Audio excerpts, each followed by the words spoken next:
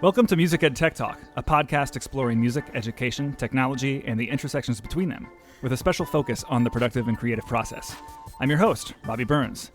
Thanks to my sponsor this week, Blink Session Music.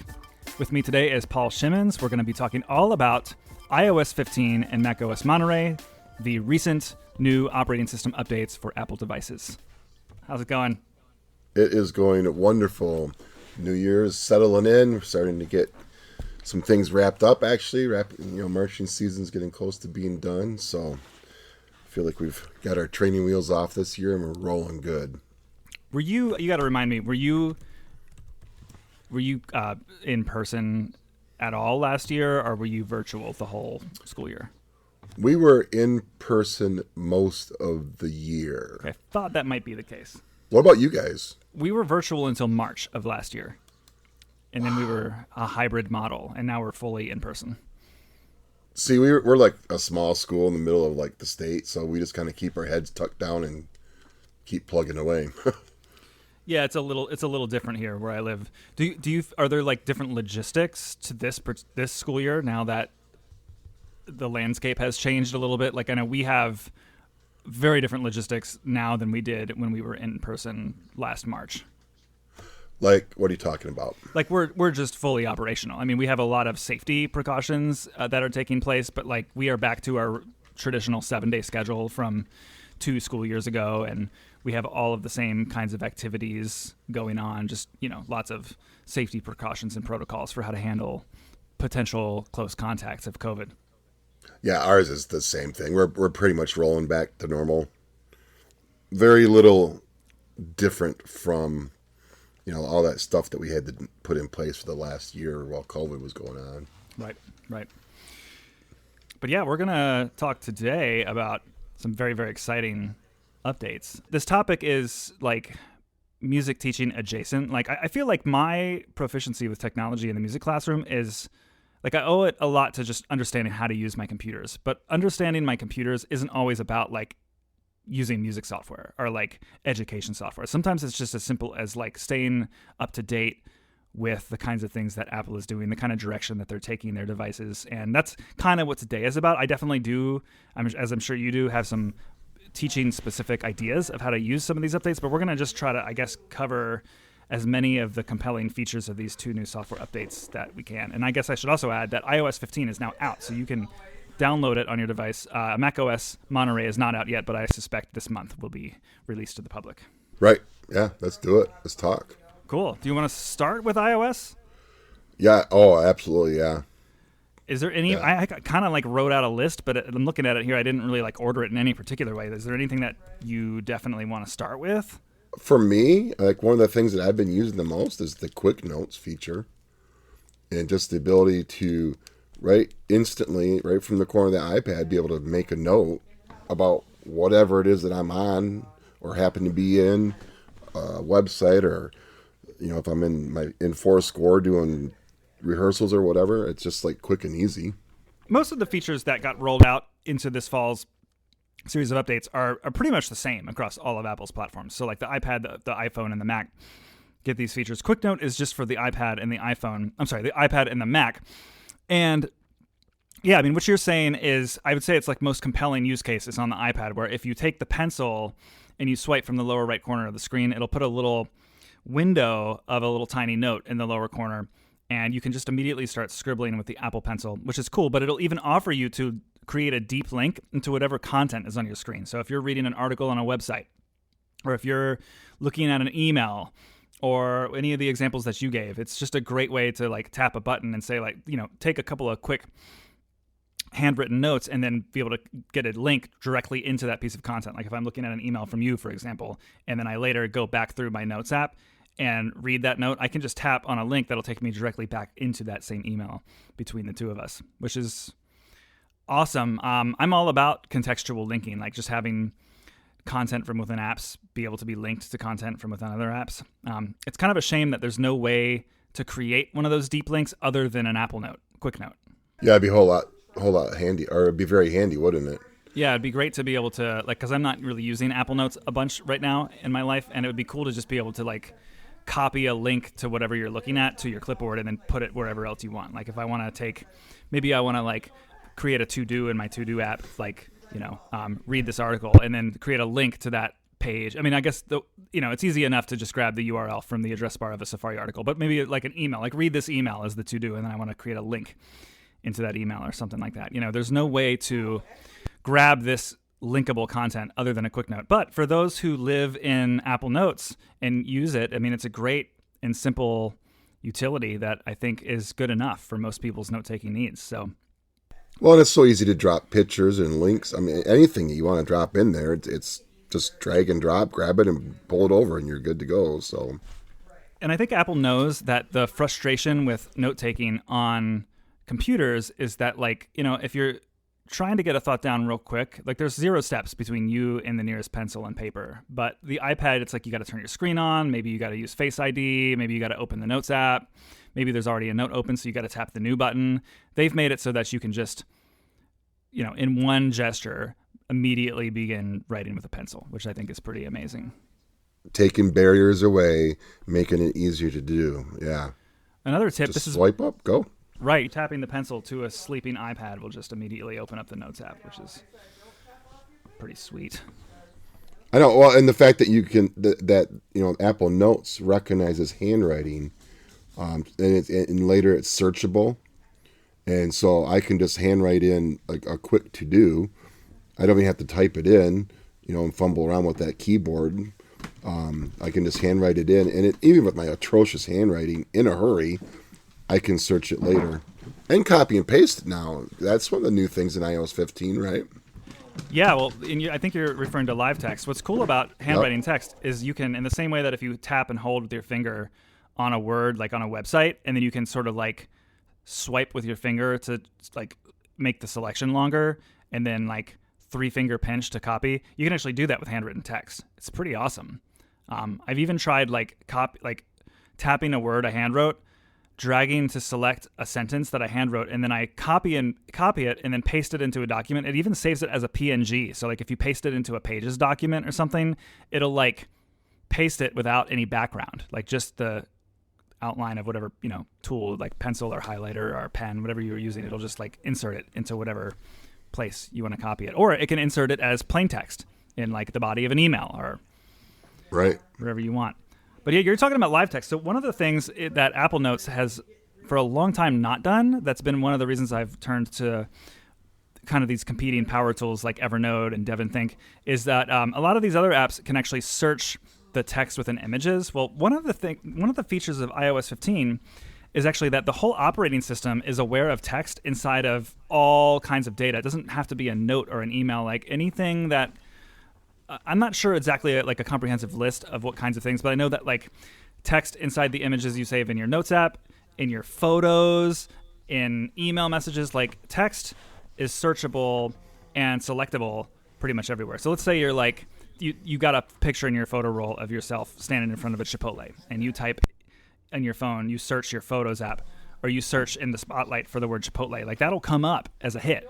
And then you can actually like hold your thumb down on the word Chipotle and then like copy and paste that word as plain text into another location. Yep. And of course, it does bear saying for people like me, I'm still using iPhone 10. You do have to have a capable device to use live text inside of like photos, because my iPhone 10 won't do that. Interesting. Yeah. So you didn't know that? I didn't know. I don't know exactly which of these features date back to which phones. Yeah. I'm like, why isn't live text working for like a month while I was using the beta and such? And then one day I picked up my iPad and I tried it. I'm like, wait, it works in here. So then I started looking in the, you have to have a competent device. But it's so much fun because like I can download a infographic from the web, and then I don't have to retype it up if it's something that I want to use. I just go in and select the text and copy it into a Pages document, and away I go. Sometimes too, I don't like have the foresight to take a picture of something and then actually like share it to an Apple Note. Like it's kind of cool just knowing that if I took a picture of like a Wi-Fi code on the back of my router or something, that's going to be information that the operating system can find for me if I search. And it just needs to stay in your photos. Right. Because sometimes that's all I have time to do, just grab a picture. Now, speaking of pictures, when you're actually in the camera app, if you hold the camera over text, it actually, like, within the camera app will show on the user interface an indication that it understands you were looking at text, and you can actually tap and interact with the text right from the camera viewfinder.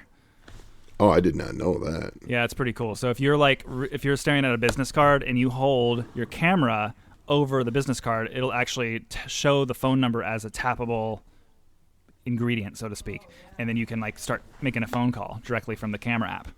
Right. Wow.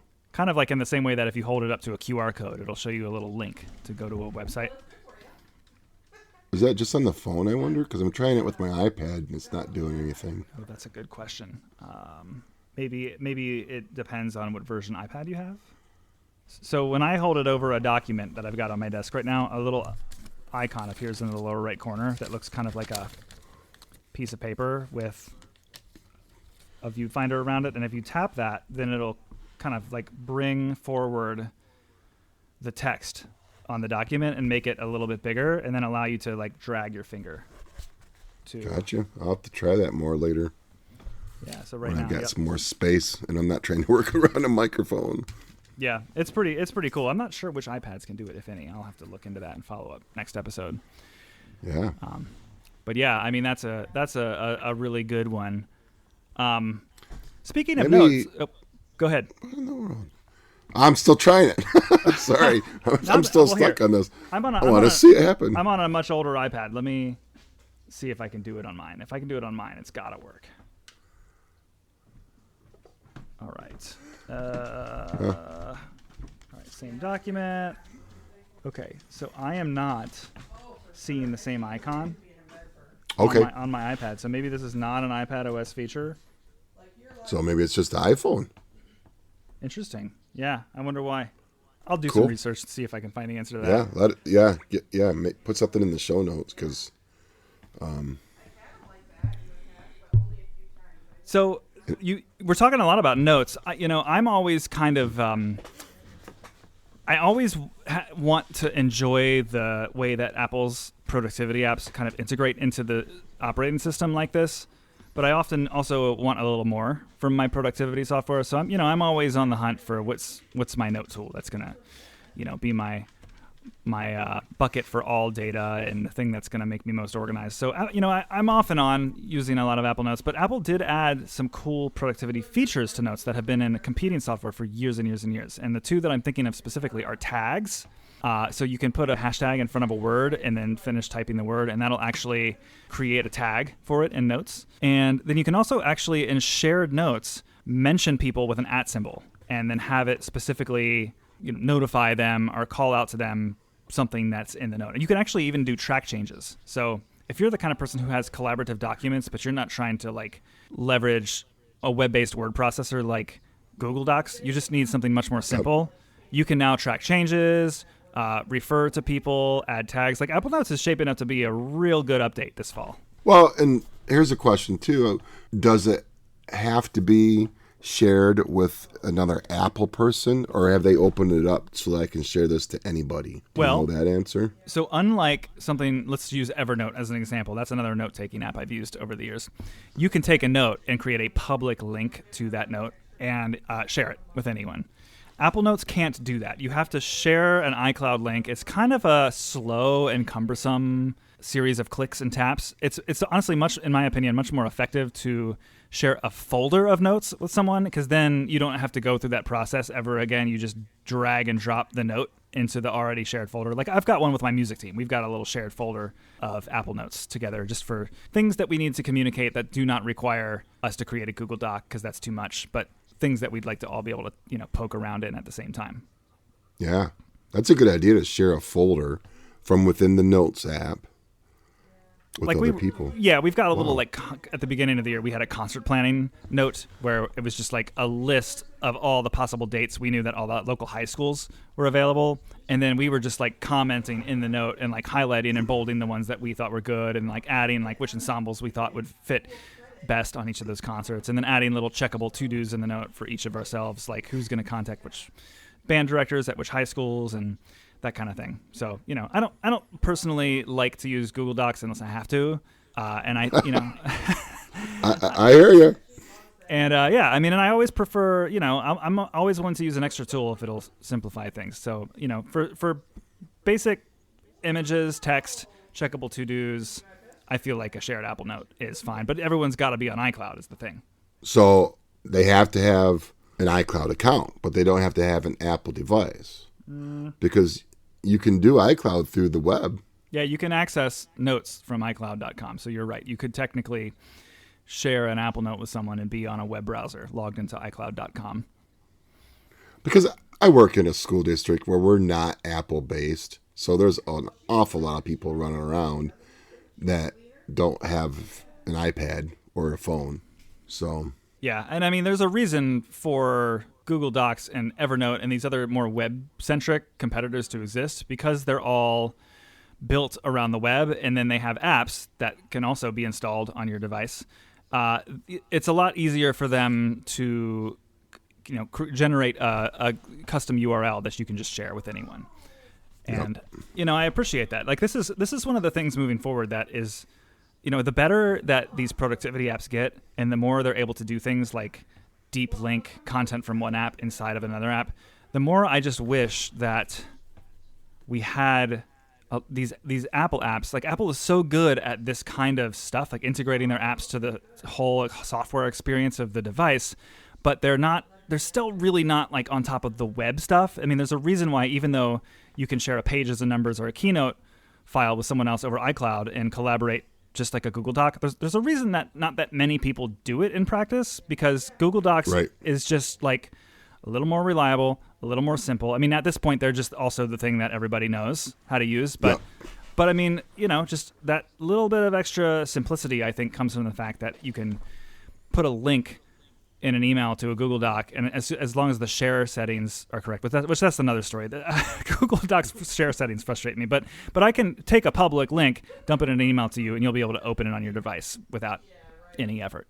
Yes. These tools that Apple's are putting into their basic apps, like notes and reminders and stuff, like you said, they're getting pretty powerful, way more useful. Yeah, a lot of the things that when I advocate for these power user apps, things like OmniFocus, DEVONthink, Evernote, a lot of the features that I am always saying are the reasons you need to try one of these apps. These are very, very slowly, but surely getting picked off and included in Apple stuff. I mean, especially Notes. Notes is, in my opinion, Notes and Mail are the most viable productivity apps on Apple's platforms. Reminders and calendars leave a lot for me to be desired, but even Reminders is getting tags, and even smart folders this fall.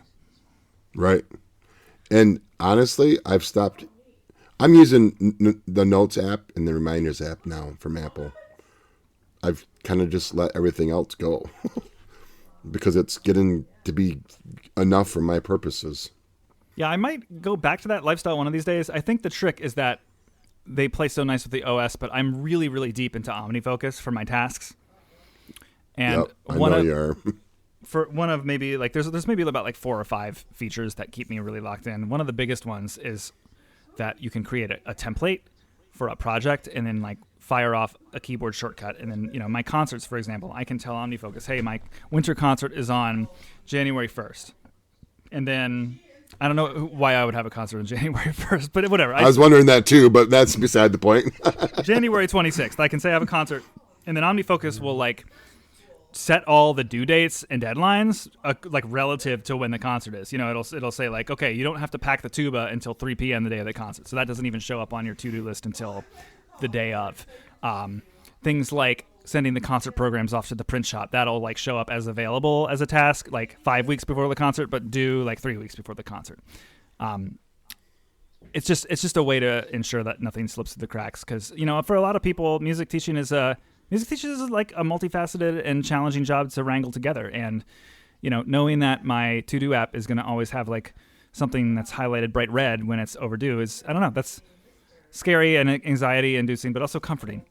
When you do the same thing year after year or concert after concert, why do we want to have to go back and recreate all those schedules of things to do and reminders of things to pack like that? So yeah, if you can set it up and just reuse it time after time, there's the reason why we use those power tools. Right, exactly. All right, the next one that I have on my list, at least, I feel like is the least applicable to teaching, and it also didn't ship with iOS 15.0. I'm curious if you think you're going to use this. It's the Shareplay features. Oh, yeah. I can't wait to use it with somebody. But it's like I don't have enough people running the beta. Have you used it yet? So okay, let me just set the stage for anyone who's unaware. Shareplay is it's predominantly marketed as a FaceTime feature. And basically what it is it's a response to our pandemic year, basically. It's this idea that if you're on a FaceTime call, you can enjoy content with the person on the other end of the call live. So, for example, we can be on a FaceTime call and we can start, like if we want to both watch an episode of Ted Lasso, we can start Ted Lasso from the FaceTime app and our two Apple TVs will be in sync with each other while we watch the show, and then we can FaceTime each other, or maybe we can listen to Apple Music in sync, each from our own respective speakers in our houses while on a FaceTime call. The thing that gets me is that I think it's really cool, but I don't want to have to be on a FaceTime call to do it, you know? Well, and everybody has to have Apple devices and an Apple TV, and so, I mean, my family's good. We run Apple. Yeah, no, so I know we're going to use it. Sure. I mean, and I think it'll be really fun. I did try it once early in the betas. I tried it with friend of the show, Craig McClellan. We tried to watch an episode of Central Park, and it was super buggy. We couldn't get it to work. It was so unclear. I think it was just simply not working reliably, but then also the user interface was a little inscrutable. I was trying to do it because I thought it would be fun to do it. You can have both people watching on a phone or an iPad, which is the same device that the FaceTime call is occurring on. But what I wanted to do, which is possible, is to be on my phone or iPad for the FaceTime call, but then send the video feed to my Apple TV. It crashed and burnt. It didn't work at all. But you said you were doing this summer. Within days of putting the first beta. So I'm not sure if the current beta even has the feature. I know it's going to come later this year, but... Well, they put it back in. I don't know. Did you install the full version of iOS 15? Oh, is it? Or are you running the... Because they've got it on the new betas. I'm on the beta. They've reinstated it. Okay, so I'm on 15.1 on my phone. So you might be good to try it again. Maybe I'll have to give it another try. Where am I at? I think, aren't we like, beta 3. Public beta 3. 15.1 public beta 3 is where we're at. So, because there's like a series of public betas, right? And then iOS came out. iOS 15 came out. And then like reset the numbers, didn't they? Now we're like on public beta 3 since. The betas, the way they typically work is that once the public release comes out, the betas will usually be on like one or two versions ahead of the public release. So like I'm pretty sure I'm on 15.1, but the public release is 15.0 or maybe 15.0.1. Yeah. All right. Yeah. All right. Well, I'll have to look and see if that's been re-added. Yeah. Well, invite me to try it sometime because I'd love to try something with somebody. Yeah, no, and we should try to listen. Nobody to I know is running the actual. No one's running the betas for me to try it with. So yeah, I'd love to test it out with you sometime. One thing is that Apple is allowing third-party developers to create SharePlay experiences. So it's not just Apple Music and Apple TV. They demonstrated when they announced this at their keynote last spring. They showed like a kind of a collaborative whiteboard app. So there definitely are educational possibilities for this feature. The idea of like having a bunch of students collaborating on an app, like looking at the same app at the same time. I think of things like Soundtrap and Noteflight, these kinds of musical experiences where already there are some features to have people in the same document at the same time. I don't know. I think there's definitely some potential there, but from everything I've seen on Twitter and otherwise on the web, it seems like there's not a whole lot of SharePlay experiences outside of video and music that are in development. Right. It'll come though. I mean, the fact that it's starting to be actually fully supported by Apple in the operating system stuff at the operating system level. This is going to go someplace. Yeah, I like these features and I want them to iterate on them, and I hope that it's not like just a response to the pandemic and then it's the kind of thing that would have really taken off if it had come out in iOS 14. Everyone during COVID, in like this beginning, I mean, I know for me at the beginning of the school year and like knowing that I probably had this long stretch of time ahead of me where I was going to be quarantined, I could have certainly used this stuff. Like I know a handful of times we would watch a movie with some friends late at night, and we would be on the call with each other trying to like time out when we hit the play button. When instead, we could have just done some, but we didn't want to be on a FaceTime call the whole movie. So what we would do is we just had a little text message thread where we would like make little jokes and share memes while we watched the movie. There you go. There you go. Now, so what else? Yeah, well, speaking of FaceTime, and again, another pandemic response. You do not need to be on an Apple device to be a part of a FaceTime call anymore. I, as a FaceTime Apple user, can share a link to a FaceTime call with a handful of people who are Apple and non-Apple users. And what will happen is if you are a non-Apple user and you tap the link, it'll just open up FaceTime on the web, and you can still be a part of the same conversation, which is kind of a catch-up to Zoom and Google Meet and these other web-first experiences. I think I'll definitely use it. I think a lot of people are really comfortable with Zoom and Google Meet, but I think for families where most of them are on the iPhone and maybe there's that one person who isn't, and FaceTime is still the easiest solution, I think people will use this. Oh, I do too, especially if it actually is clear and and if it works well. I've not tried it with somebody yet, so. You can also, but the whole layout thing is different too, because now we have the grid view. And then, like on my iPad, it has center stage. So, I mean, there's some nice things to FaceTime on, especially the iPad like that, where I would rather get rid of Google Meet or dump Zoom and just go with FaceTime. So I don't have a center stage device, but for those who don't know, center stage is this feature where your camera will smartly adjust what's in the frame based on what's happening.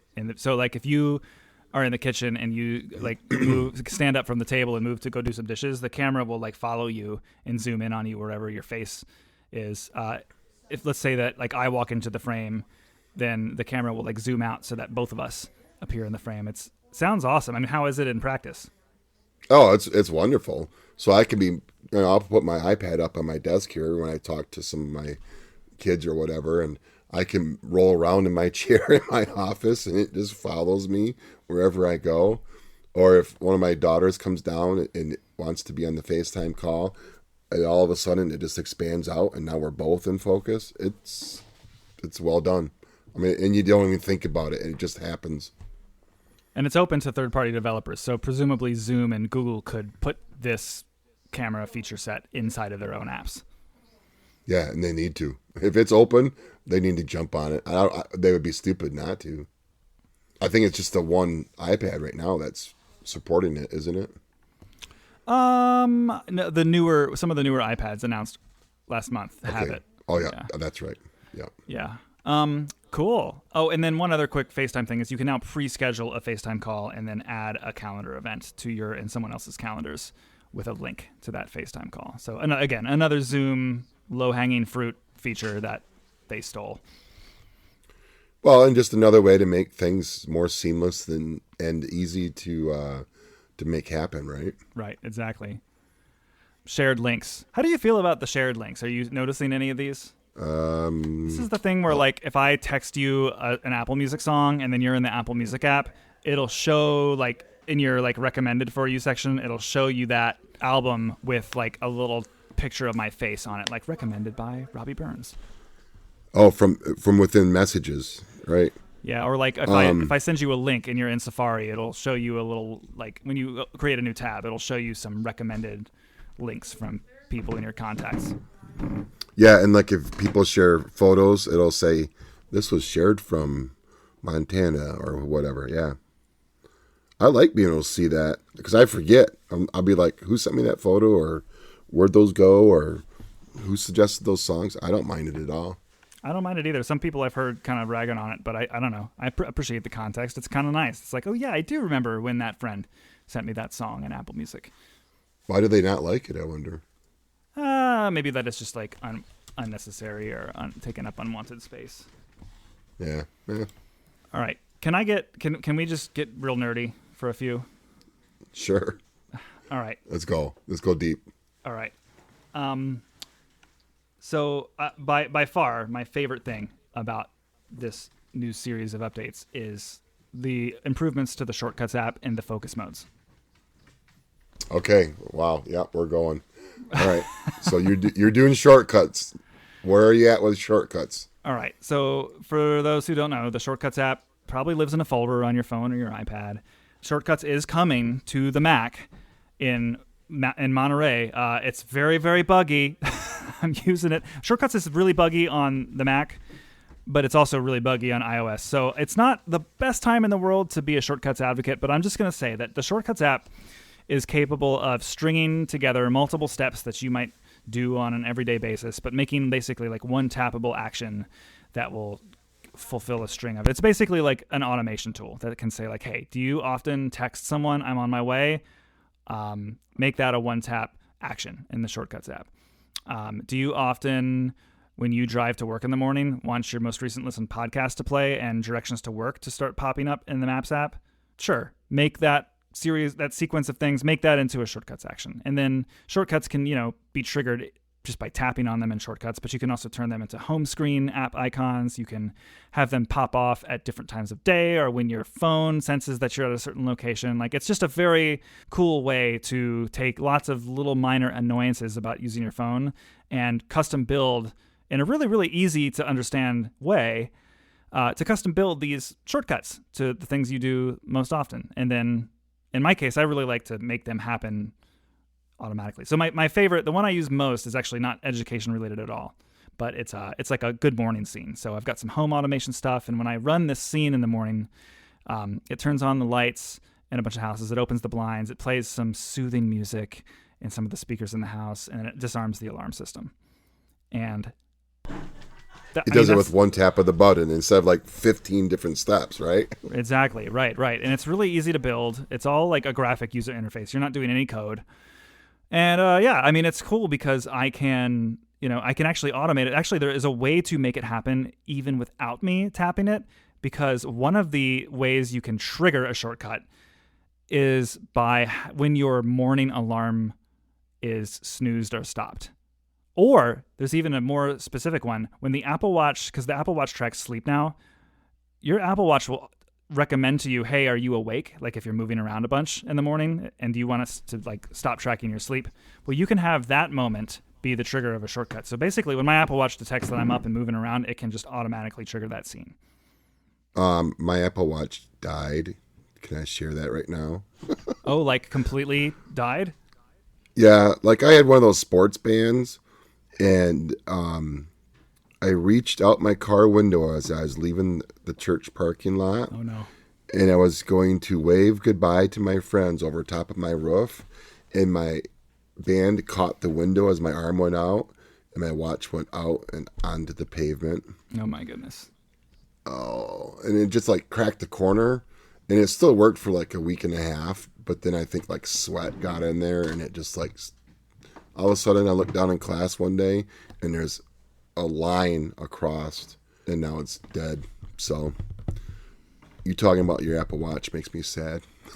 Sorry, I got us off track now, didn't I? I'm gonna sip my drink in honor of your Apple Watch. And Apple needs to get us some details about these new devices here sometime about the Watch 7 and how much it's going to cost and all that. What watch were you using?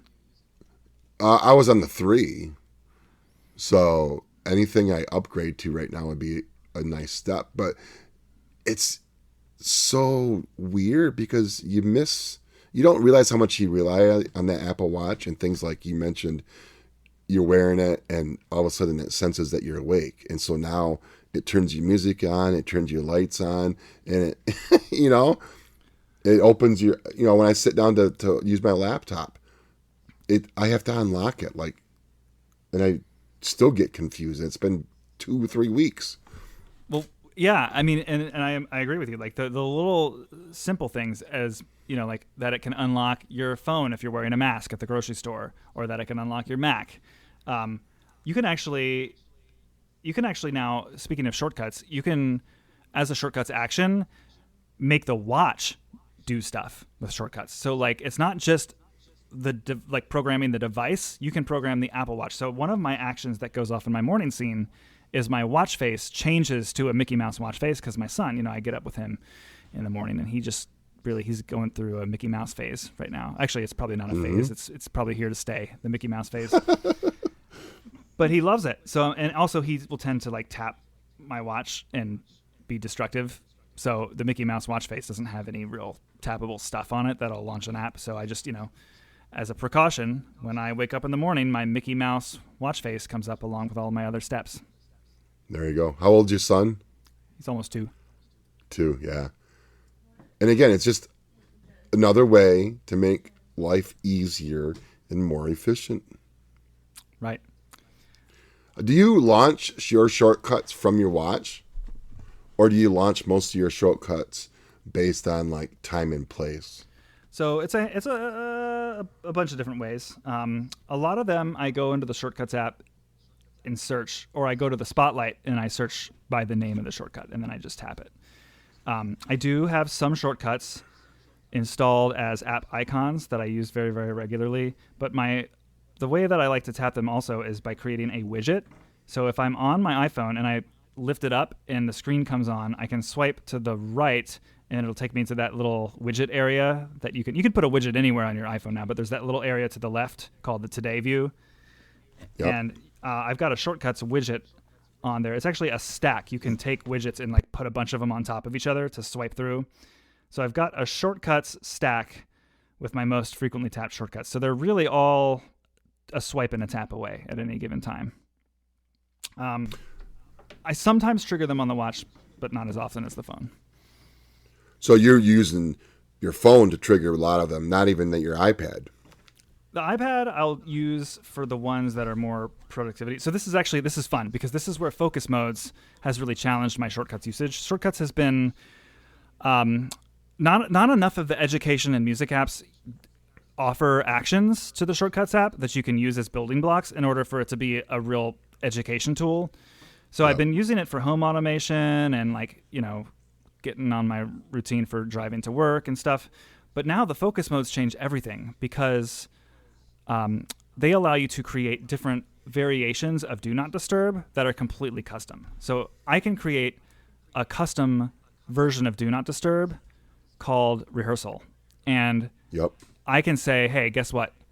When I'm in rehearsal focus mode, the only person who can text me is my wife, and the only other notifications that come through are from the members of my music team and our Slack channel that we share. Yep.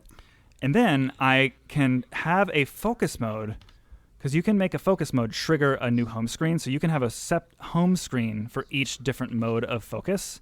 And these focus modes, you go into them the same way you would put in Do Not Disturb. You just swipe down to Control Center and then choose Do Not Disturb. Only it just gives you a list of options. So you want to hear my first experience with that? I'm ready. I was running the public beta, right, early on in the process. It took me 2 days to figure out what Apple did with all my apps because I accidentally went into a focus mode and it hid all my apps. I was so mad at Apple. And then I realized it wasn't Apple's fault. It was a benefit. It was a feature. It's a feature, and not I just a bug. didn't understand it. Yeah. I just didn't know what I was doing. So here's where it's pretty helpful though. I mean, here's where I get deep. All right, I'm going to go here. Stay with me. A focus mode can be a trigger for a shortcut, and a shortcut step can be to trigger a focus mode. So I can, for example, say I'm going to trigger a focus mode called Rehearsal, and I can go into this right at the beginning of band class, and it's going to basically say, okay, now only notifications come through to my phone and watch if it's my wife or a member of my music team.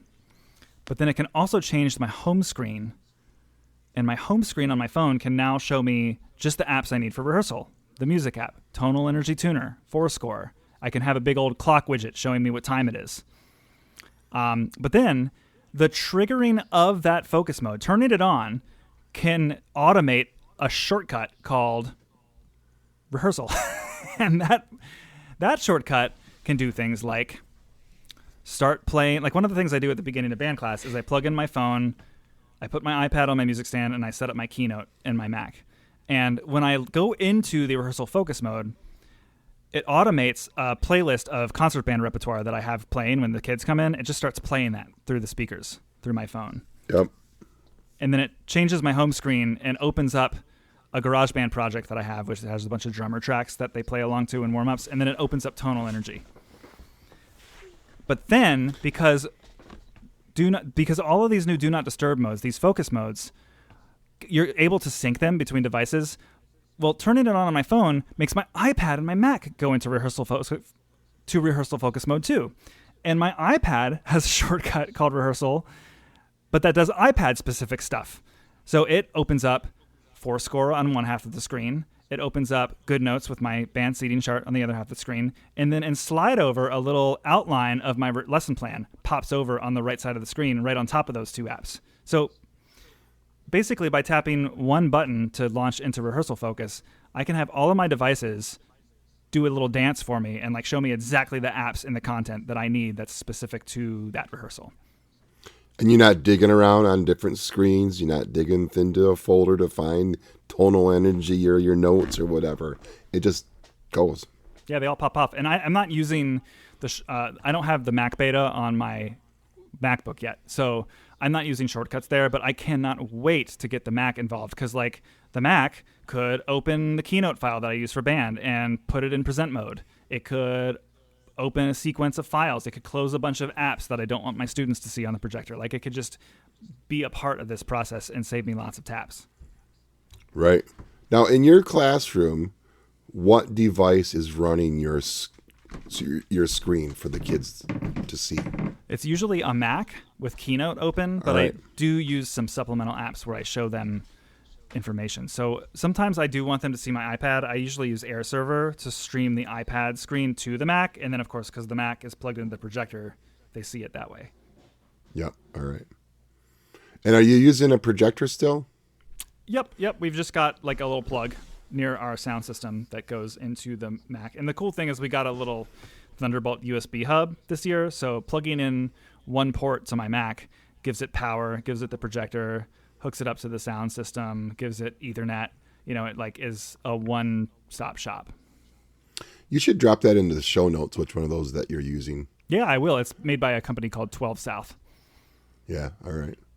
So I appreciate the fact, though, that you are using your MacBook hooked up to your projector, and then you AirPlay through AirServer from your iPad straight to your laptop. I like that. It's good because then I can just like hold the command key and press tab to bounce between the Keynote presentation and whatever's on my iPad. Yeah. Now you're using Keynote. I'm really surprised that you haven't found like a plan book sort of app to do all your daily presentations to the students for here's what our plan for rehearsal is. Yeah, well, I'm a little minimalist about it. I'm back and forth. Like Keynote, sometimes I just like I like the tools it presents. It's the easiest way to make a pretty looking thing, that you put on a screen. So sometimes I just like to make good looking, legible, beautiful slides. And then there's other times where I get really into the powerful like magic move and all the animated features. And I don't know.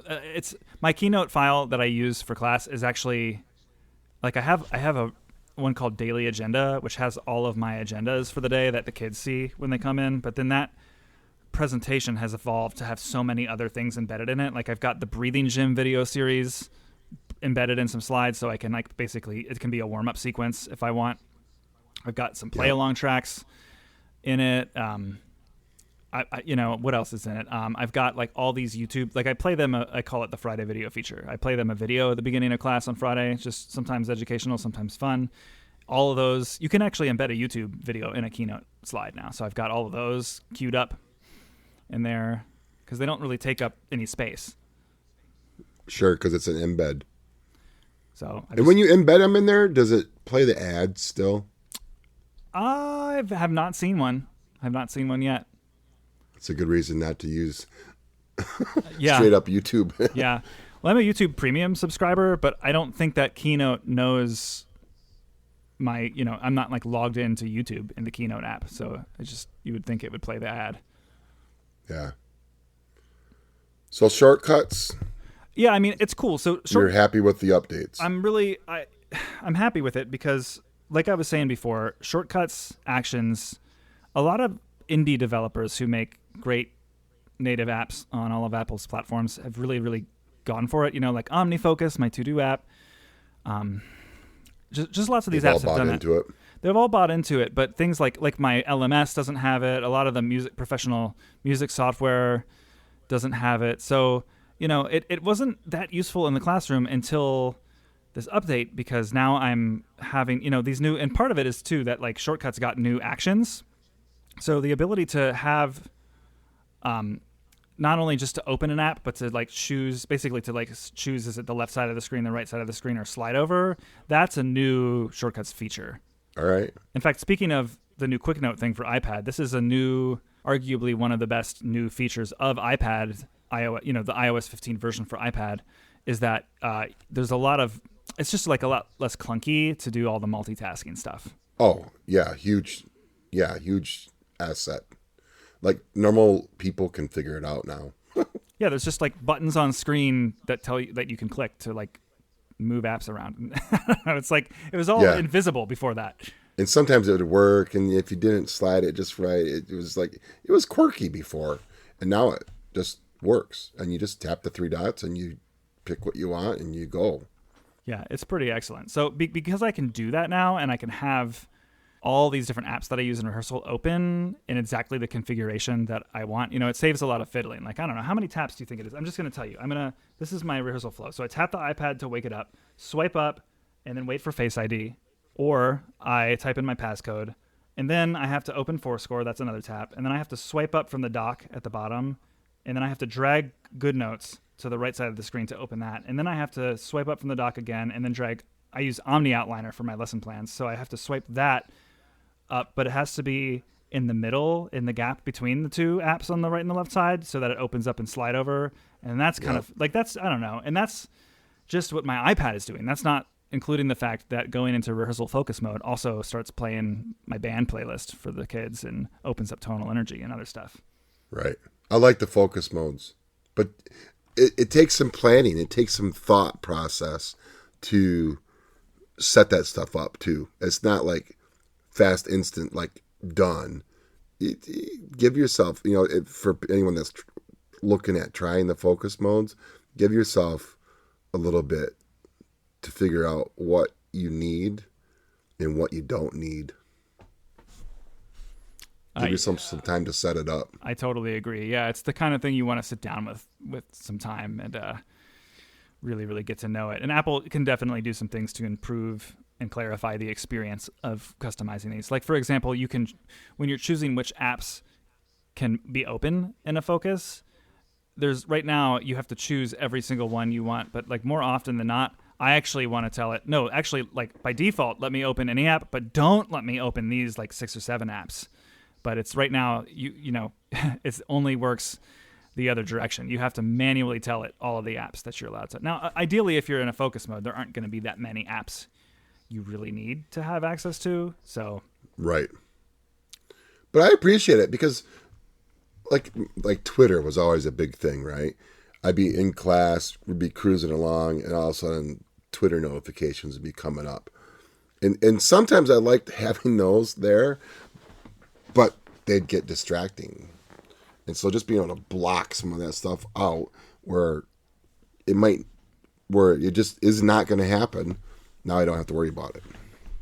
For sure. What kinds of focus modes have you made so far? For me, I block some things while I'm at work, so I don't have to like worry about it. And then when I come home, they come back, so I see the notifications. And then like you do for class, there's certain apps that I want up. So I've got one set up for my class. And then at nighttime too, when it's time for me to start winding things down, I just got to black some things out. So. Yeah, there's some defaults that come in the system, like sleep mode and driving mode are two of them. Yep. And personally, I never used driving mode. I don't know. Do you use it?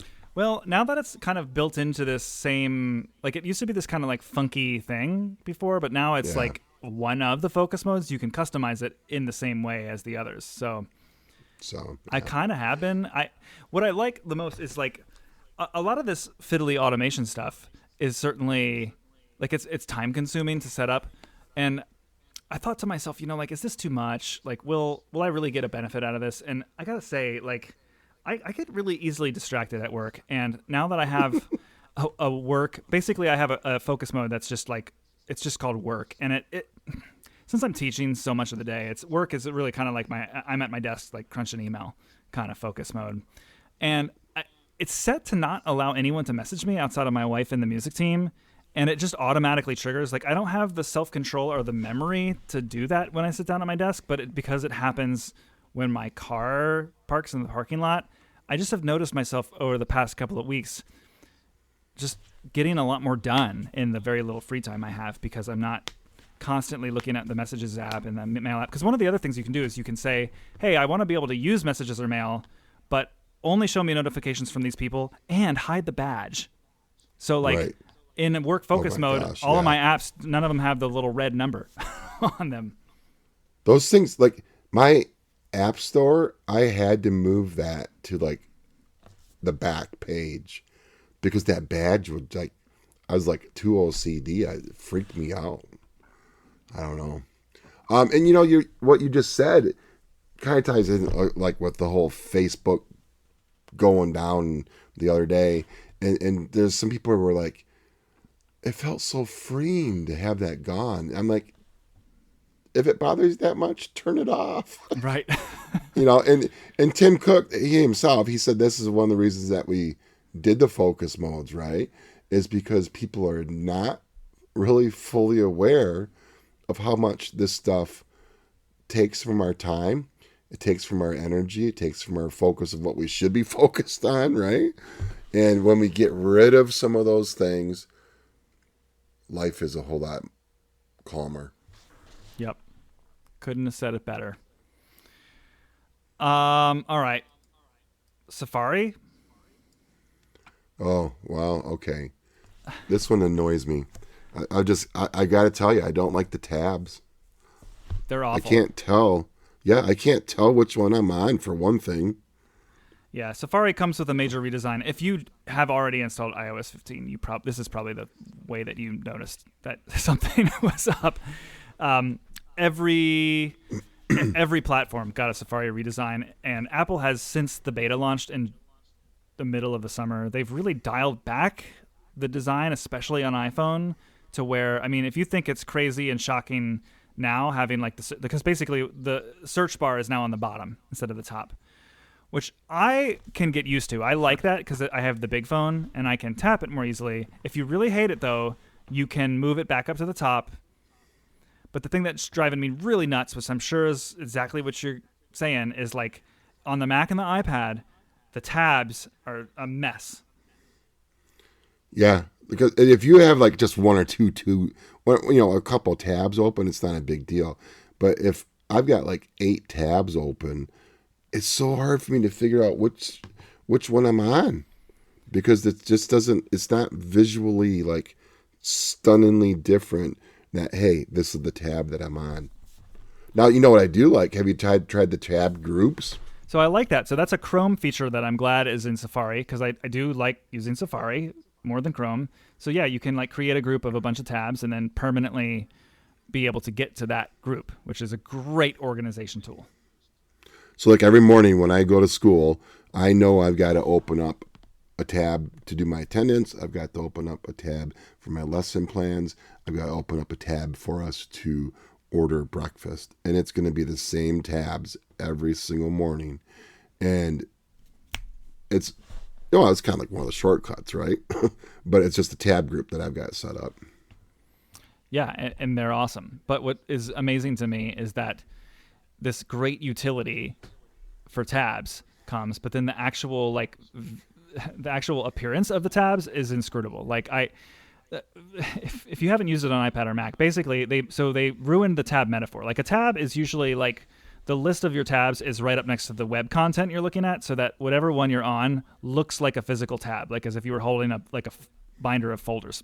The tabs kind of like pops out, which indicates that the content you're looking at on the screen relates to one of the tabs. Well, now they moved the tabs. They took away that sort of tab-like look to them, and then they moved them above the favorites bar. So like if you keep a bunch of links to your favorite Safari websites, well, now the tabs are above those, so they look even more disconnected from the page you're on. And now the whole top area of Safari takes on the color of whatever website you're on. So if you're on a site that has a blue, like a bluish or a green or a red toolbar at the top, now Safari's whole top area is going to be that color, which even further makes it difficult to see which tab you're on. It's the tab you're on is very, very lightly discolored from the others. And if you've got like more than 7 of them open, it's a disaster.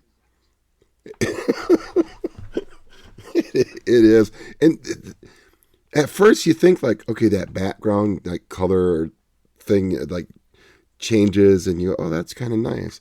Until you start jumping between a couple of different tabs, it's kind of disorienting. It just like freaks my brain out. Yeah, I'm super disappointed. It's not the only reason, but it is a reason why I have been very comfortably using Chrome on my Mac since the fall started. Since the fall? Oh, wait. I thought you were talking about like the fall of Safari. No, the crumbling. Okay, I get it. Yeah, the fall semester. Right. Yeah, like late August, early September. I mean, Soundtrap and Noteflight are a little more reliable in Chrome. Maybe that's just like in my head, but and then of course like a lot of other education software I have to use, but also just like the design. And Chrome is super battery inefficient and wastes so much energy on the Mac, and I really don't like it a lot, but I just think like this tab thing is driving me nuts. Yeah, but we're not the only ones. No, not at all. This is another weird Safari thing for me on the Mac, and I don't know. It's been happening since last year's update, the Big Sur update, and I don't know if it's just because I have a lot of extensions in the toolbar, but I cannot find a place to click in. Like if I want to drag the window, there's very, very little real estate in the Safari window that I can actually click that will allow me to drag it. I don't know if it's a bug or what it is, but I find it really difficult to move a Safari window on my Mac these days. On your Mac, all right. Yeah. Speaking of extensions, you can now use extensions. You can download them on the iOS version of Safari, which is actually, as much as we just trashed it, that's honestly a very cool thing to be able to do. All right, well, you mentioned this the other day, and I'm like, extensions, what are you even talking about? I went looking. I didn't find anything useful. What do you find useful for extensions? All right, I'll tell you something, and I'll link in the show notes. I wrote a blog post about some of my favorites just a few days ago. Okay. All right, so you can get to them by clicking the puzzle button in Safari, or you can go into settings and then go to Safari. And there's an area by the way, I got to tell you, I thought that was really cool the way they did that. Hey, there's a little puzzle icon. Just tap right here, and we're going to take you to extensions so that, like, being able to find them, at least super easy. Yeah, and there's a nice place on the App Store where you can download them. And my assumption is that if you're on one of these new M1 Macs where iOS apps will run, that someone could make an iOS Safari extension, but that it would run and function on the Mac version of Safari. I think that's true. I should have researched that before I said that. Someone email me and tell me if that's true. I assume so. All right. So I couldn't tell you. Here's my favorites. So, well, first and foremost, 1Password is an app where you can basically like be on the login screen of a site, and then you can tap a keystroke, and then the app itself manages all of your logins and passwords and a lot of your sensitive private data, but it can, with its extension, with a keystroke, it'll basically like type in your password for you for whatever website you're on and then log you in.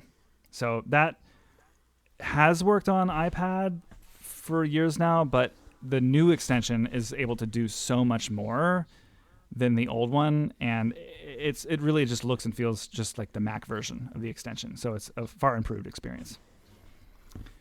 So you don't use the built-in password manager from Apple. You rely on 1Password. I use that too, but because I bounce between Chrome and Safari, I have a place where I keep them all. Gotcha. All right. So there's another one called Achu, which is actually these next two are both made by these next three are made by the same developer.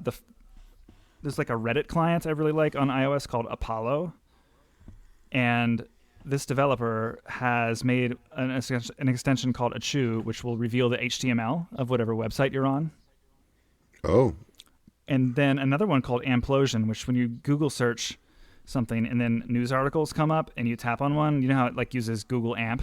You know, it like... Right. Yeah, it basically redirects you to the actual website URL and bypasses Google AMP. All right. Nice.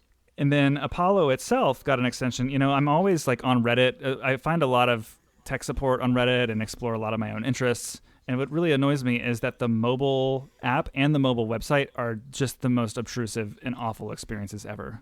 Well, now Apollo has an extension where when you open a Reddit URL in Safari, it just basically takes you to that exact same Reddit thread, but in Apollo instead of Safari. All right. Grammarly has one, so it'll look in the text fields of your websites and, you know, recommend grammar and spelling improvements to you. Oh, come on. You don't need that, do you? Hey, I make lots of little silly mistakes. You'd be surprised. I tried the... I wish my students had that, right? Well, I have, you know, for writing for the blog, I actually tried the premium version last year, and it was really helpful. Like, it really does catch a lot of things that I overlook. And... I don't know. I like it. Also, like, I don't know, just silly. You know, we move fast as music teachers. It's nice to have something underline your misspelled words read. Yep. I'm a fan. So here's one. It's called Noir. And if you're a dark mode user on your phone, this will take websites that do not have a dark mode and kind of like it'll force them into a dark mode. So, like, you know, when you're in dark mode and all the Chrome and all the buttons and everything gets kind of like a darker hue on your phone. But like if you go to google.com, I guess Google's a bad example because they do have a dark mode. But if you go to a certain websites, you know, you'll have like all this dark color on your screen, but then like the website will be like blindingly white in the middle of all of that. Mm-hmm. So Noir focuses, it focuses on making your web content dark mode. Similar extension for the app Tweetbot, which is a Twitter client. Only it's, you know, it does what Apollo does, but it redirects Twitter URLs into the Tweetbot app. That's handy. It's pretty cool. Yeah, I've got one called Reload All Tabs. Now why would you do that? Okay, so let's say that like you're doing like let's say you have a tab group of your most used 5 or 6 school websites. Mm-hmm. Save you a couple of tabs. Reload them all at once. Yeah. Let's see, one called Pipifier. So Pip is the feature where if you're watching a video in Safari and then you leave Safari, it'll like put the video in a little frame in one of the corners of your iPad screen while you're doing other stuff. So this extension kind of like forces a lot of websites' videos to do that, even if the feature is not baked into their video player. Gotcha. A couple Stop the Madness, Super Agent for Safari.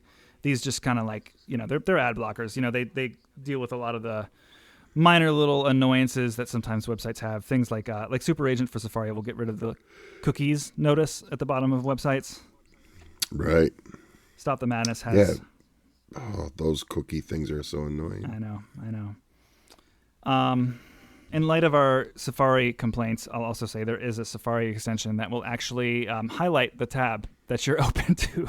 Because I just saw that one today, yeah. Yeah. So anyway, those are some of my favorites. Good. You know, and do you feel like there's a ton of extensions right now available? If this is just starting, right? Nothing like Chrome. This is like yeah, all right. Yeah, they've got lots. But I mean, I think the fact that these are on Safari now, I believe that there's some, like, this is going to make it easier for people who've made Chrome extensions to port them over to Safari. Will they? That's a different story. Yeah, all right. But these kinds of nice new features for the OS, there's always like the usual suspects in the App Store who always just have day one updates. Like 1Password is whatever the OS can do. Chances are on the first day of the public release, 1Password is going to do all of the stuff that it can do. And then over the following months, I suspect we'll see lots of other developers kind of trickle in with their updates. Especially as Mac OS gets officially released. Well, if it really is as easy as Apple says to take a Chrome extension and use similar code to put it on iOS, and then also you could potentially get that to run on macOS Safari as well. I mean, that's a pretty compelling story if you're a maker of extensions. Right. Yeah. All right, what else we have to talk about here? None of this is related to education, but I just got to say, in my effort to ditch my wallet, I'm excited that you can now put your house keys, your car keys, and your driver's license in the wallet app. Right? I don't know which... You can actually use it for something useful? Yeah, I don't know which... So Maryland is one of the first states that's going to legally allow you to do this, but you can't do it yet. Car keys, I think BMW is the only car company that supports putting your car key in the wallet app. And then I have a smart lock for my house, and I keep really connected to the whole home automation scene, and I don't think any smart locks do this yet. But basically, yeah, all of it will be through the wallet. You kind of just tap your phone to the car or the lock on your front door and uses Bluetooth and Face ID to open it up. Well, and do you even have to tap your phone to it? I mean, if you have a watch, won't that work as well? I believe that the wallet app on watch will also work. Yeah. Is that activated through NFC? I don't know. I think it's a Bluetooth thing. Bluetooth, all right. I think it's a Bluetooth thing. Kind of all remains to be seen, right? Because it's not in big time use yet. So, right. But it's coming. Sure. Yeah, I'm excited. Yeah, those are the last remaining reasons I carry my wallet, aside from my school ID, which I swipe to unlock the door when I enter in the morning. So, right. So I have one of those little like wallet attachments that magnetizes to the back of my phone. Yep. And that's cool. I gave my wife my old one because I bought the new one. The only thing I bought after the iPhone announcement last month was this updated wallet.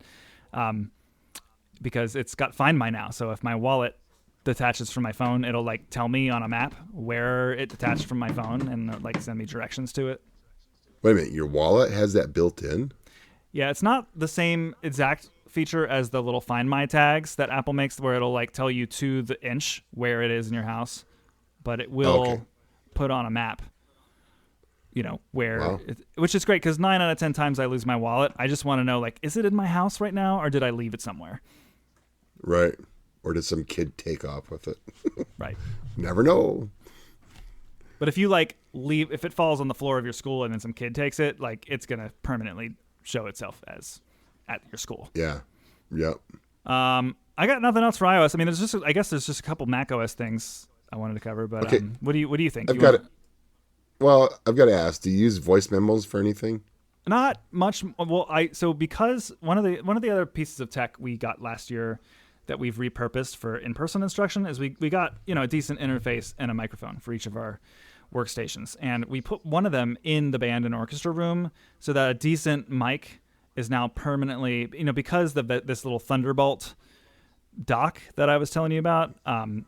We have an audio interface and a decent microphone permanently hooked up to whatever computer is plugged in to the cable. So, I will sometimes open up voice memos and hit record, and now it's not just my junky computer microphone, it's like the nice microphone. What about Memoji stuff? Well, wait, is voice memos improved in iOS 15? Not much, but they added a few little things with voice memos. Just some of the controls of like being able to play it back faster or slower, being able to skip silence, right?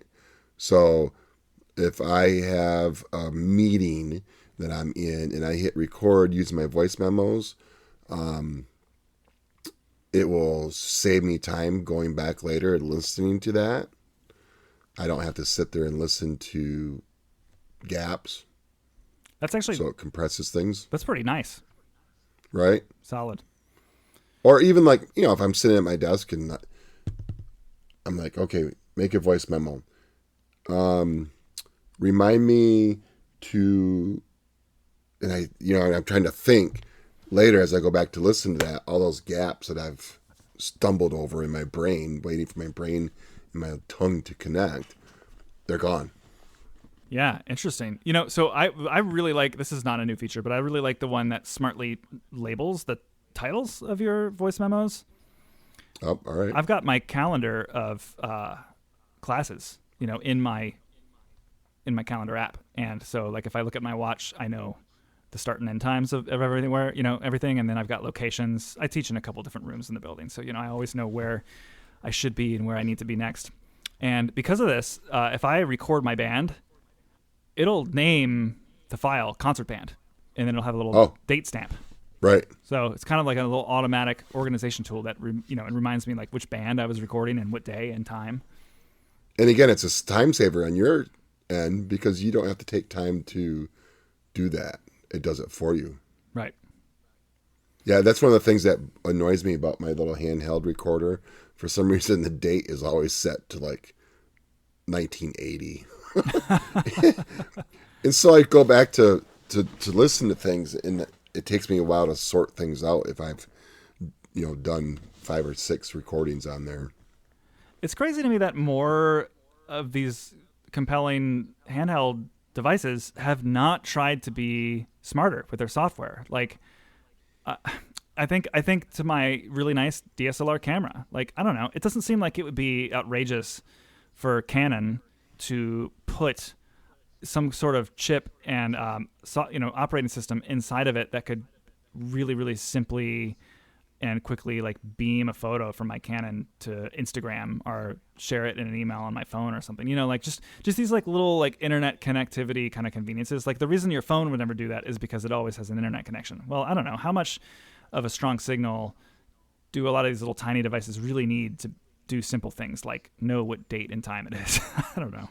Yeah. It doesn't seem like it's that hard. And it's 2021, for goodness sakes. Right. The fact that it's like some like weird like monochromatic screen, and I'm like using weird buttons to like navigate through menus just to change the date that my thing thinks it is, and it doesn't even do it for me automatically. I don't know. It's just one more reason why I'm going to record my band using my junky phone microphone and the Voice Memos app instead of taking out the nicer Zoom, because it turns out that the convenience of having that all organized is actually like a net gain over having the slightly nicer microphone. Yep. And the microphone, the crappy microphone on your iPhone is really not that bad anymore. No, not at all. In fact, the speakers are good too. I've been binging this show called The Expanse, which is a very, very bleak but also great sci-fi show on Amazon Prime. All right.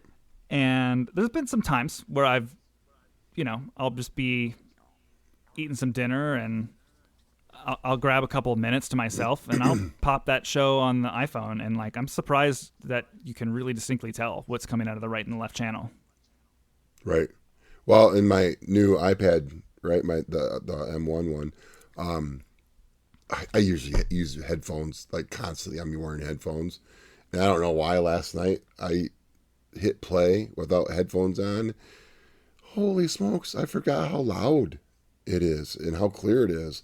And unfortunately, people were trying to sleep, so I was like scrambling to find the volume down button. So even in class, that was a reminder to me that I don't have to hook my iPad up to the stereo system.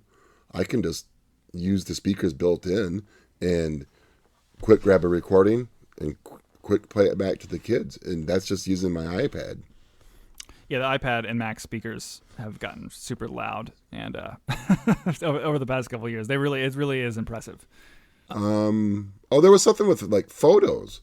What about the memories? Have you noticed the improved memories in photos? I haven't played with it enough to understand it. I think I liked the previous version better. I really like the thing where if you put a photos widget on your home screen, it'll like serve up old photos to you.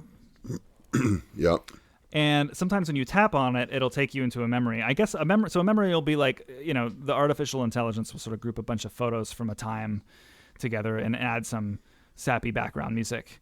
And it's great. I mean, it's like I'm say that disparagingly, and I mean it disparagingly, but it's also like kind of a nice surprise to, you know, tap on a little thing. It's like, oh yeah, here's a little thing. It's like found photos of me and my wife and my kid from a walk we took this time last year, and it'll play some, you know, strumming acoustic guitar music and cycle through about like 20 to 25 photos. And yeah, it's nice. And then I can like save it as a video and share it with my wife.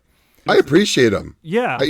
I like being able to, like, I have those stacks of widgets on my home screen, and I have the photos in one of those, and it just like pops things up, and I go, oh, hey, I forgot about those pictures. That was kind of fun when we did that, you know? And I appreciate the fact that Apple's trying to do something to get those pictures out of my Photos app and back into my face so I can re-enjoy them again. So, I appreciate their efforts there. Yeah, I think the new version, I haven't grasped it yet because like it's sort of like you can kind of like make tweaks to the experience of watching the memory live in real time. Like you can kind of like the music sort of is not linked to the slideshow. It's kind of like you can just sort of freely swipe between the photos while the music plays, and you can kind of change the music as you're watching it. I don't know. I don't really get it yet. Right. Yeah. It's one of those things you have to keep on using and exploring because it is a different experience. Yeah, for sure. Yeah. What else we got? Well, I don't know. macOS has a lot of the same features. I guess so shortcuts coming to the Mac is a big deal, and then there's this feature that also is not shipping. Well, I assume it's not going to ship when Monterey comes out because it's not even in the betas yet. And this is this whole universal control thing, which looks honestly awesome. Let's say you have a MacBook and an iPad next to each other, you'll be able to start moving your cursor off of the edge of your Mac's screen, and then it will nudge into your iPad, and then basically you'll be able to just start controlling your iPad with the keyboard and mouse of your Mac. And this is not the same as the thing where you can turn an iPad into a secondary screen for your Mac. Like you were actually, when you do this, like controlling the iPad itself with your Mac's keyboard and mouse. I have a Logitech keyboard, Bluetooth keyboard and mouse, and it's got like the ability to connect to 3 different devices. So I just hit like the number 1 button, and I'm using that Bluetooth keyboard with my laptop. I hit the number 2, and it's controlling my iPad. But this one, the universal control that Apple's got built in, I think it's going to be very, very handy. I'm going to use this every day. Well, it's not just a mouse and keyboard control thing. You can have a photo, for instance, in your photo app on your iPad, and you can drag that from your iPad across onto your laptop and drop it into a Keynote. Yeah, I'm going to use it all the time because I love this idea. I mean, my iPad, when I'm at my desk, is sitting next to my Mac. I don't really do the thing where I make it an extended display for the Mac because I have already a secondary display that I'm using. So to be able to just, use the iPad. I mean, the iPad, for as powerful and flexible as the Mac is, there's just certain things that the iPad still does faster. And like just single app at a time performance is just real breezy on iOS. So there's times where I don't want to launch photos on the Mac to grab a photo. I just want to launch it on iPad. For whatever reason, the iOS version of Photos launches like 8 times faster than the Mac version for me. I don't know why that is. But yeah, just to be able to open up Photos, move my mouse cursor off the edge of my Mac, grab the photo, bring it into an email. I don't know. That just sounds really delightful. I think I will use this all the time. I do too. But when is it going to ship? Yeah, because it makes for a pretty demo, but who knows? I don't know. Right.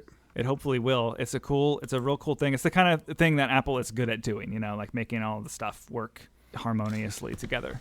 Well, and that's the thing, right? Is they're not going to ship it until it does actually work really super smooth. That's my hope for sure. Do you think you'll use shortcuts on the Mac much? I think it'll help me use shortcuts more. I like having, I've got 32-inch monitor at my house here, and I like having it in that size and having it bigger and be able to see more of what's available. I think I'll explore it more than what I've done. You are way more into shortcuts than like anybody else that I know. Yeah, I need to use it more.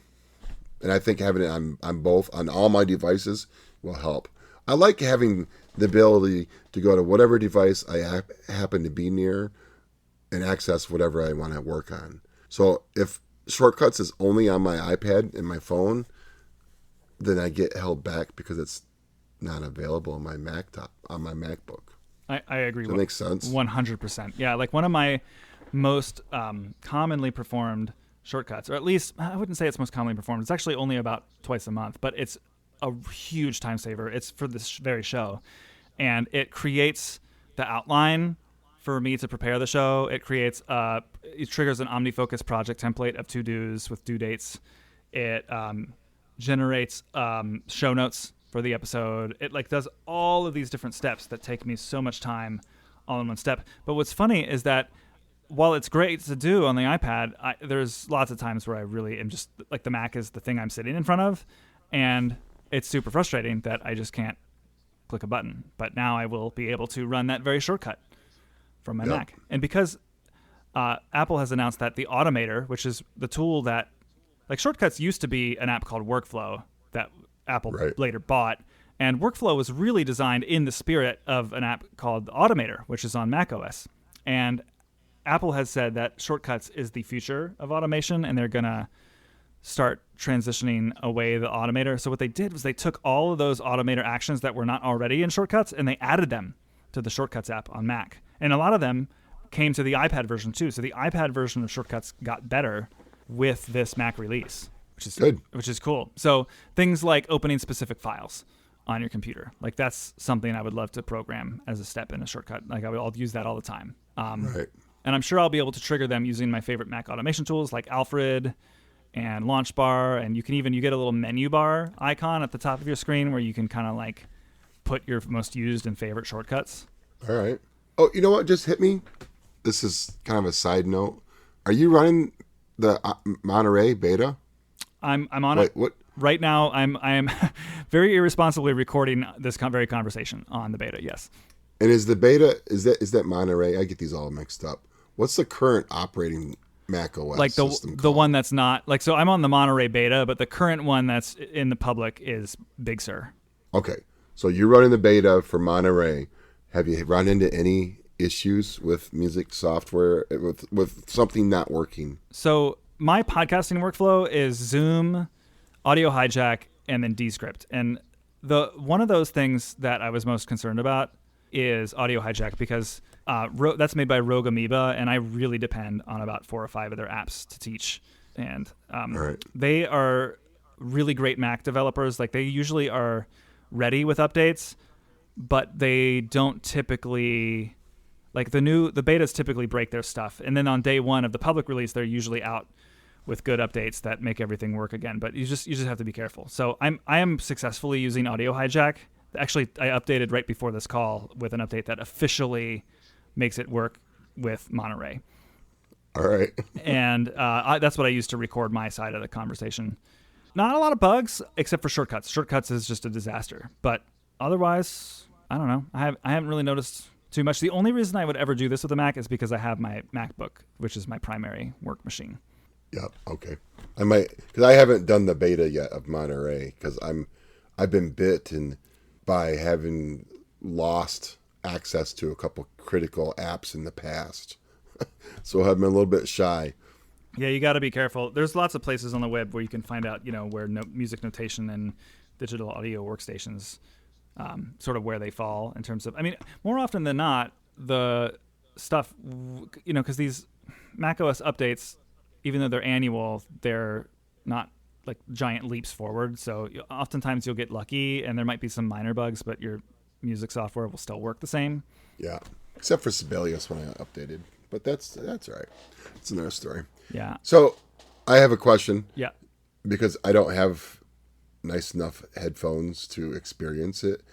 Have you played around with spatial audio? Do you have the right headphones? When you were talking about your iPad being loud earlier, I was going to ask you about this. So yeah, what kind of AirPods do you have?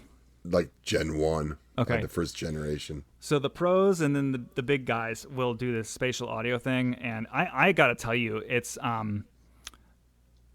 it's really nuts. Like what it does is, so like if you're watching, I'll use an example. Like if you're watching a TV show on your iPad and you put in compatible AirPods, what it does is it makes it when you turn your head, the sound continues to come from the same direction it was when you started watching. So like if I turn my head slightly to the left, it'll sound like things will move more into the right cup or into the to the right AirPod.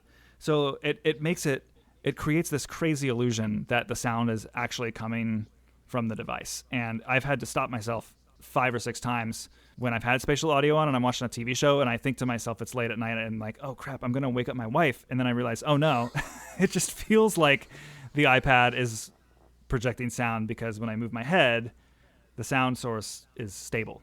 I don't know a lot about spatial audio for music. I haven't done a ton of testing. I went through, they've got this little playlist, like they've got a Marvin Gaye song and a song by The Weeknd where you can hear a mono, a stereo, and a spatial audio mix through compatible headphones. And, I like the spatial audio mix. It's just different. Like, will in time I come to prefer it later? I think it just depends on how well it was mixed. Like some styles of music, like I've heard a lot that like turn of the century rock music just does not translate really well to spatial audio because of the way it's mixed and recorded, you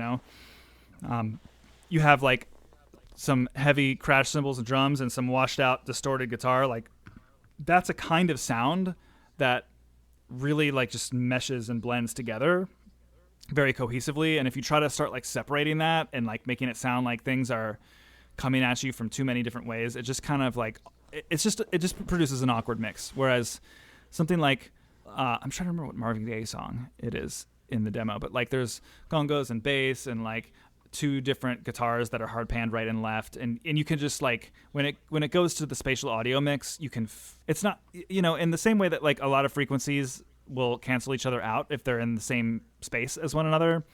It kind of almost like it creates this perception of that they're more distanced from each other. So let's say that, like, for example, in that song, the 2 guitars, one is, I think, acoustic, one is an electric, and they really sit in the same space of the mix and they just kind of blend together when you're listening in stereo. But when you go to the spatial audio version, you can, even though they still blend, you can sense that they're both there and are 2 distinctive parts of the song in a way that you can't when you're listening in stereo. Does that make sense? It just makes you more, like it just separates them more and makes you more aware. Like you can appreciate the full spectrum and frequency range of each of those individual instruments, even though they have a lot of the same range as each other. So I don't know. And then the bass just sort of like hits you in the chest in a cool way. I don't know. Right. I like it. A lot of my more focused music listening happens through the speakers in our house, not in headphones. I don't know. Gotcha. I find like headphone music listening anywhere other than a plane to be, I don't know, just somewhat of an isolating and antisocial experience. There's not a lot of room in my life to do it. No, not with the 2-year-old especially. Right. See, I'm on the other end where I've got all my kids are no longer little, and my wife and I come home and we're like the only ones home right now. And so I actually do listen a lot in my headphones. So it'll be interesting. I've got to update my iPads or my AirPods, and it'll be interesting to be able to try that spatial audio for myself. Right. Cool. We've been talking a while. We have. We want to do a fast-paced app music and tech tip of the week. Sure. Okay. Which one do you want to do first? You go first. Oh my goodness. All right. Tech tip of the week. Yeah, this whole episode has kind of been a tech tip of the week. Oh, there you go. So I'm gonna for iPad users out there, I'm just gonna be more detailed about multitasking. So if you're on iPadOS 15, my tech tip of the week is that you'll notice that at the top of the screen there's like 3 little dots. And if you tap that 3 little dots, it'll tell you basically, do you want to put this app full screen to the left half or to the right half? And let's say that I'm in my calendar, which I'm doing right now as I speak. And then I tap send the calendar to the left side of the screen. What it does is it kind of shelves it off to the side and then shows you your home screen where you can select another app. I'm going to choose Mail. And then they're side by side. And then you can take that little 3 dots icon, which now is appearing at the top of the calendar and at the top of the Mail app, and you can slide them back and forth to change which one is on the right, which one is on the left. And you can even swipe from the middle, the little pill in the middle, and resize the windows. Now, here's what's cool is the globe key. If you're using an Apple keyboard with your iPad, holding the globe key, first of all, before you even do anything with multitasking, will actually reveal all of the shortcuts in the app you're currently viewing. And if you hold down the globe key and hit Q, you can open up a quick note.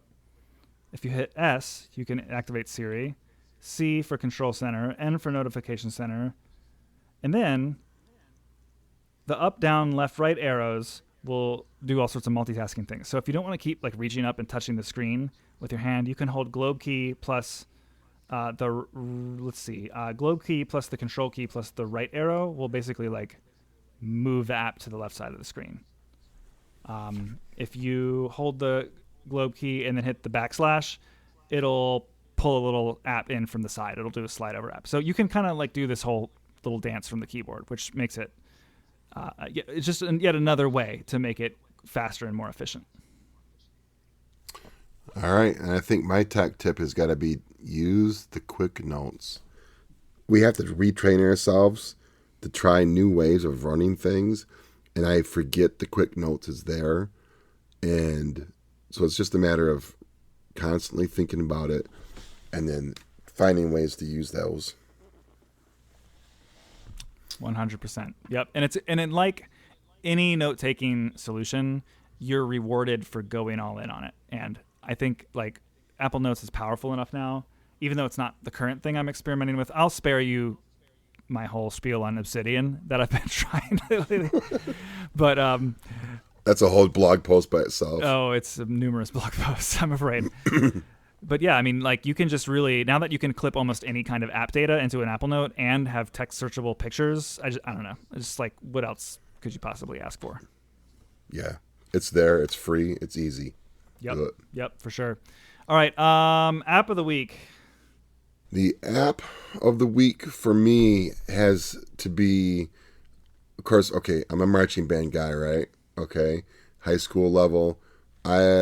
Ultimate Drill Book is just astounding because anybody that's doing marching band drill, you're probably familiar with Pyware, but Ultimate Drill Book lets you import all those Pyware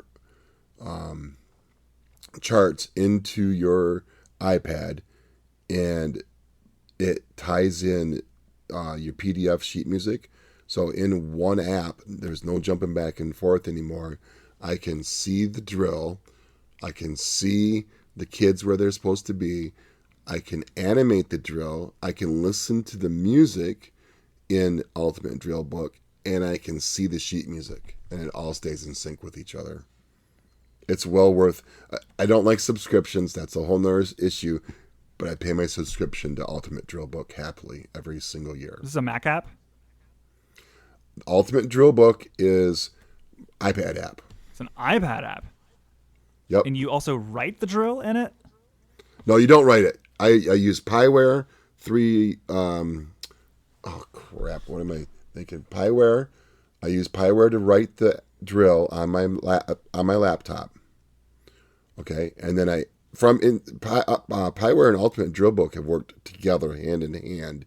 So now with the file menu in Pyware, I say export this to Ultimate Drill Book, and it shows up on my iPad. I see. So Drill Book is kind of like a reader app, but then it also syncs the depiction of the music, the drill, and the actual audio of the music itself together. Yep, and it animates. I can sit there if some kid's confused about where he needs to go. It shows little lines from chart 1 to chart 2 to chart 3. It'll animate it. It plays the music for it. It's just takes what I used to have. I do this. I've done that for years, right? With the laptop, with the projector, while we've been sitting inside the rehearsal room, the kids can watch and see the music animated, and the drill animated. But But now when we're standing outside on the football field on my iPad, I can do the same thing. Awesome. I love it. It almost makes me want to teach marching band, but no, I don't. Well, I'll tell you what, I would never go back to teaching marching band without it. Yeah. Because it's so much easier now. Right on. That's amazing. I'm super and thoroughly impressed that is a tool that it's not only does that exist for iPad, but that it's so easy to export your project file into it from the Mac. Yeah, I mean, there's actually a couple of different drill book apps now. One's Drillbook Next, and that's pretty decent. But Ultimate Drillbook has really taken the drill, the sheet music, the animation, the audio, and puts it all into one. Cool. It's cool. All right, I'm going in. What's your app? I'm going in the opposite direction. I'm going for entertainment and leisure instead of work. I've been enjoying an app called Sofa, which is an app designed to manage the media that you would like to engage with. So, I used to have a little reminder list of show and TV recommendations people give me, and then another little list of book recommendations, and one for video game recommendations and music to check out. And I always wondered where should I store this information? It doesn't make sense in a project management app. It's kind of annoying that it's in the reminders app. I don't use reminders for that much. I guess I could put them in a notes app, but then they're all just, I don't know. I wrestled with this, and then Sofa is just they've designed the app to be good at housing this kind of information. When you add a show to your list, it has a thumbnail that it expands so you can see visually the album artwork and the show artwork for everything, and a nice grid view. You can log if you've engaged with something, so you can put things in an archive, or you can remember all the books you've read or shows you've watched. You've got a little up next shelf where you can kind of store some things that you're kind of working on. You can copy a deep link. And speaking of deep links from Apple Notes, you can copy a deep link right into a particular show. To me, I don't want to have all that kind of casual stuff in some sort of work app. So it's nice to have this separate place to keep track of all the stuff I want to do in my free time. I agree. I use it too. I like it. Well, should we do music of the week? Music of the week? Okay. You know what I've been listening to? I don't know. I have not paid for Apple Music subscription very often. But right now I have a trial going again. And I don't know what they've done, or if it's just because I had some bad copies of old music. But man, I've been listening to some of my music from the 80s. Some of the Christian rock bands, Whiteheart and Powerhouse. And actually that's not the 90s, or that's not the 80s, that was the early 90s. But Powerhouse from Whiteheart has just been a whole nother experience, because I'm pulling it straight off from the Apple lossless music. Yeah, interesting. Yeah, does it so if you import an album, say you burnt a CD, in the Right. iTunes days, I guess it converts all of that to lossless if you're an iCloud Apple Music subscriber. Yeah, and it sounds different. I was blown away the other night. I'm like, wait a minute, how have I missed this? So it was nice. I got home, and I just sat in my car for 10 minutes listening to it. Cool. I should do. You know what? That makes me think to myself. It's maybe there should be a for people like us who keep a lot of music in our libraries. Maybe there should be a photo memory, but for the music app. Remember that? Right. Remember that road trip you took 10 years ago? Yeah. Well, you were listening to this, and this. We made you a playlist. Hey, that's a good idea. There Come on, Apple, step up. Free idea there for you. Well, gosh, there's always so much to choose from. I don't know. I'll just choose the most recent thing I've been listening to a lot. Corey Henry has a new record. Oh, dude. Yeah. It's good. What is it? I like it. It's called Best of Me. His last record was a lot of kind of funk and soul. A lot more of the songwriting and the singing was coming to the forefront. Lots of very groove oriented songs. I really enjoyed it a lot. But this one is, I guess I don't know want to call it it's just instrumentally speaking, he's I feel like he's kind of just like finding like there's like this like virtuoso side to him, and then there's this like being kind of like a band leader and like a funk performer and singer and like doing that whole like soul thing. I feel like with this album, it just seems like he's like starting to really find himself, like find his voice, like that it's not like he's not just like one or the other of these kinds of parts of himself as a musician, but instead like he's just sort of kind of putting it all together in a more cohesive statement. I don't know. It feels very, very him, this record. And lots of cool synth textures. There's a lot of synths that don't have a really aggressive attack on them that he's sort of like blended the timbre of in cool ways. Lots of like counterpoint and like intermoving lines that just kind of float around. And, of course it's Corey Henry, so every track is like got good rhythm section and like it's all really groove oriented. So I like it. Good. I'll have to look at that one. I haven't listened to that one yet. So right on. You should tell people where to find you. Oh, well, okay. So if you didn't know, my name's Paul, and I have a little blog over at iPadmusicEd.wordpress.com. And yeah, that's how you find me. I'm on Twitter, TP Shimmons. Right on. Yeah, and people should definitely read your blog and stay connected to you because, you just like, I feel like for me, the Mac is like kind of one of my essential power tools, but I just feel like you've really like the iPad, like you're not afraid to like do the kinds of professional music software kinds of workflows that I think people assume you need a desktop computer to do. You just do it all on iPad. You do your music notation there, you do your digital audio stuff there sometimes. So yeah. Yep. Absolutely. And if people want to, I feel like one of the things I like that you do on your blog a lot is like you'll just like when plugins and synthesizers for the iPad go on sale, you've always got a post up with the deal. Well, and I like saving money like that, and I like letting other people know too. So yeah, for sure. People should keep up with you there. All right, let me do the thing. Thanks for listening to Music Ed Tech Talk. You can find the show's page, show notes for the episode, and my blog at musicedtechtalk.com.